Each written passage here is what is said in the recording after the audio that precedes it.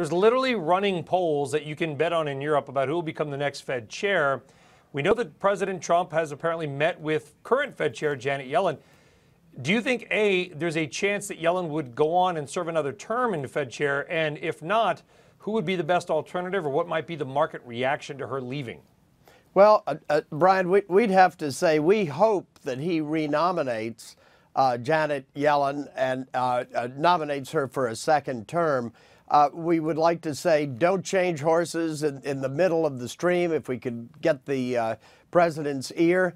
We also think it's she brings with her, of course, the Ben Bernanke legacy, and then her particular term, which has been very successful at shepherding the markets towards normalization, and now we're actually in normalization, interest rate normalization, without a heck of a lot of disruption.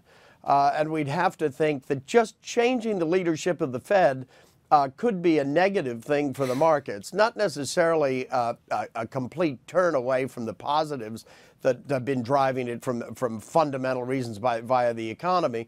But the market doesn't like changes in leadership. It has to sniff around the new leader. When you have a new leader come on board, the personality of the chairman of the Federal Reserve, very important if you consider the great humility of Bernanke and Yellen, who have really served remarkably as public servants and highly professional economists to guide us through a very tough period.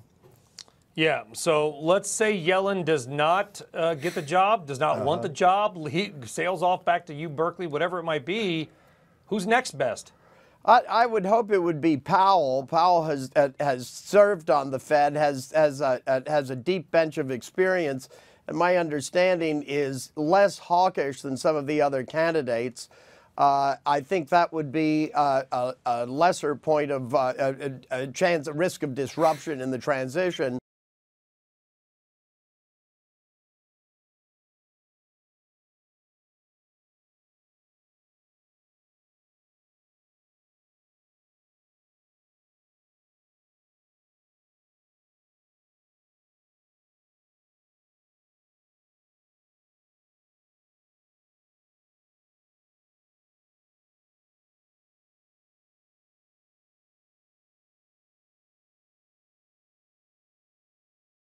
Hey there, thanks for checking out CNBC on YouTube. Be sure to subscribe to stay up to date on all of the day's biggest stories. You can also click on any of the videos around me to watch the latest from CNBC. Thanks for watching.